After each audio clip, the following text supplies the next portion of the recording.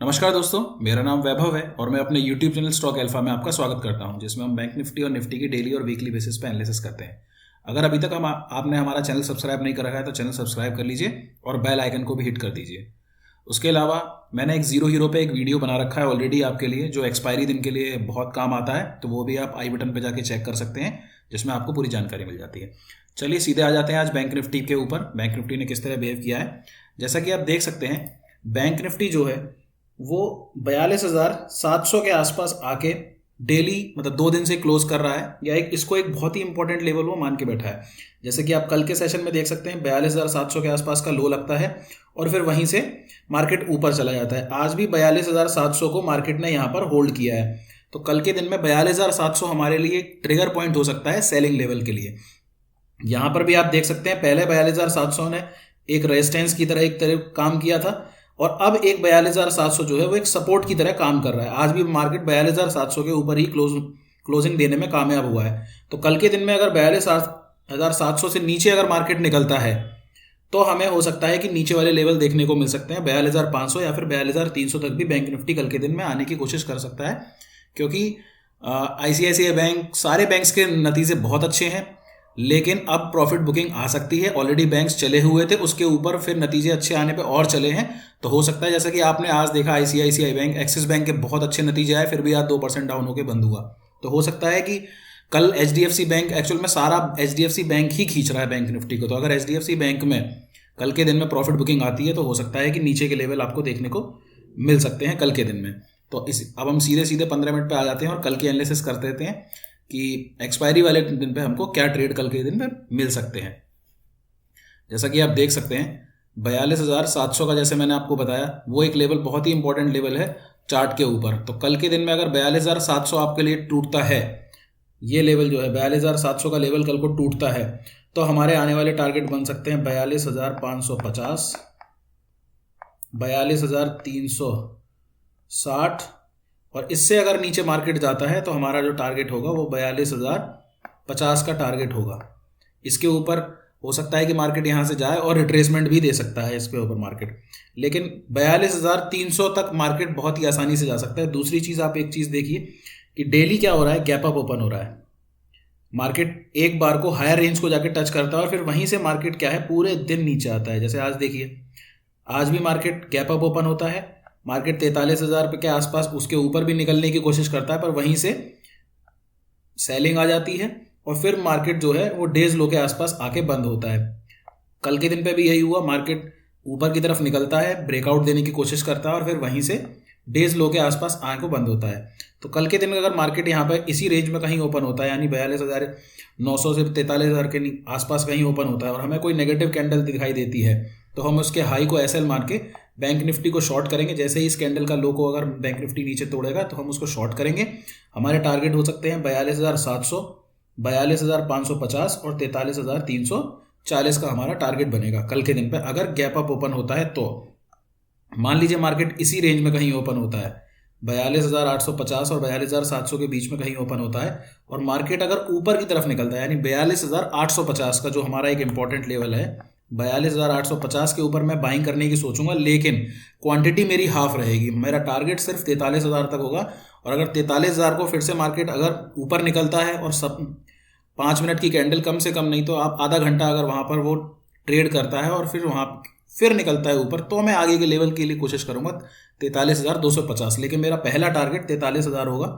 और यहाँ पर प्रॉफिट बुक करने की ज़रूर आपको सलाह होगी। जैसे मान लीजिए गैप अप ओपन हो रहा है, लेकिन हो क्या रहा है कि मार्केट वहीं से गिर जा रहा है, तो मेक श्योर कि जो प्रॉफिट दिखा रहा है आप पहले उसे बुक कर लें, दोबारा एंट्री भले ही कर लें, लेकिन प्रॉफिट ज़रूर बुक करें।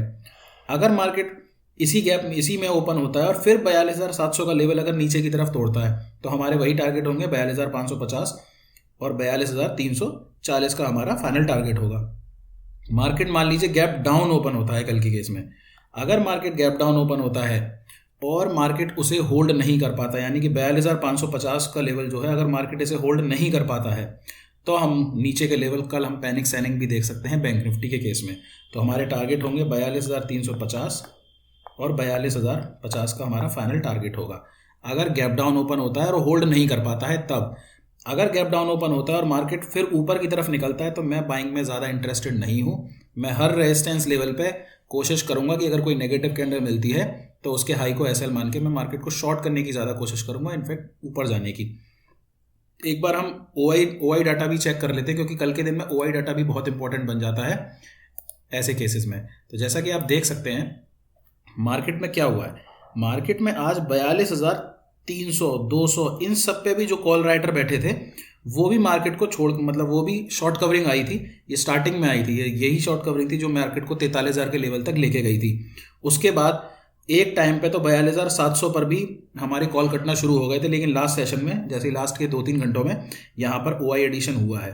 तो मार्केट मेरे हिसाब से कल के दिन में जैसा हमने लास्ट एक्सपायरी में देखा था, अगर मार्केट 42,600 और 700 के आसपास ही ओपन हुआ तो हो सकता है इसी 200 पॉइंट की रेंज में ही एक्सपायर हो जाए, क्योंकि दोनों तरफ बहुत ज़्यादा कॉल और पुट दोनों तरफ से ओआई डाटा काफ़ी ज़्यादा हो रखा है। तो हो सकता है मार्केट मूवमेंट ही ना करे, जैसा कि हमने लास्ट थर्सडे को देखा था। चलिए हम सीधे निफ्टी पे आ जाते हैं। निफ्टी में देख लेते हैं कि निफ्टी में किस तरह के चार्ट फॉर्मेशन हो रहा है। जैसा कि आप देख सकते हैं निफ्टी में भी कमोवेश वही बना हुआ है, लेकिन निफ्टी जो है वो बैंक निफ्टी से थोड़ा ज़्यादा कमज़ोर है, क्योंकि यहाँ के नतीजे मिले जुले आए हैं। कुछ कंपनीज़ के बहुत अच्छे आए हैं, कुछ के बहुत ख़राब भी आए हैं नतीजे। तो जैसा कि आप देख सकते हैं 18,180 का एक लेवल है जो निफ्टी निकाल नहीं पा रहा है। तो कल के दिन में अगर 18,180 के ऊपर अगर निफ्टी ट्रेड करना शुरू कर देता है तो हमारे लिए जो टारगेट बनेंगे वो 18,250 और हमारा जो फाइनल टारगेट बनेगा वो 18,300 का बनेगा। लेकिन अगर निफ्टी कल के दिन में इस लेवल को तोड़ता है, यानी 18,020 का लेवल तोड़ता है, तो हो सकता है बहुत तेज़ी से शार्प सेलिंग आए और आपको 100 पॉइंट का एक सीधा मूव मिल जाए 18,000 के नीचे। हो सकता है मार्केट 17,900 तक भी आ सकता है।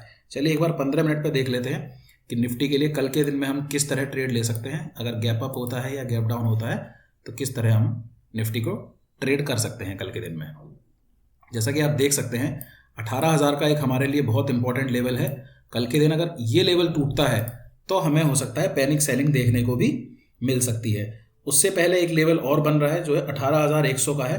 ये भी आप देख सकते हैं, इस पर मार्केट लगातार सपोर्ट ले रहा है। तो कल के दिन में अगर ये लेवल टूटता है 18,080 का लेवल अगर निफ्टी पर टूटेगा तो मेरे जो टारगेट बनेंगे, पहला टारगेट मेरा बनेगा 18,020 का, अगला टारगेट बनेगा 17,930 का, मेरा फाइनल टारगेट होगा। और ये हो सकता है बहुत तेज़ी से आए, उसके बाद हो सकता है मार्केट एक रिवर्सल लेने की कोशिश करे 17,900 के आसपास। अगर मार्केट मान लीजिए कल के दिन में गैप अप ना होके यहीं कहीं ओपन होता है और फिर अगर 18,130 का लेवल तोड़ता है तो हमारे टारगेट बन सकते हैं 18,180 और 18,250 का। नीचे की तरफ वही हमारे लेवल होंगे 18,030 और 17,940 का हमारा फाइनल टारगेट होगा। वही निफ्टी में भी वही सलाह होगी कि अगर मार्केट यहीं कहीं ओपन होता है और अगर इन इंपॉर्टेंट लेवल को नहीं तोड़ता है, इस बीच में आपको ट्रेड नहीं करना है। ये नो ट्रेडिंग जोन रहेगा।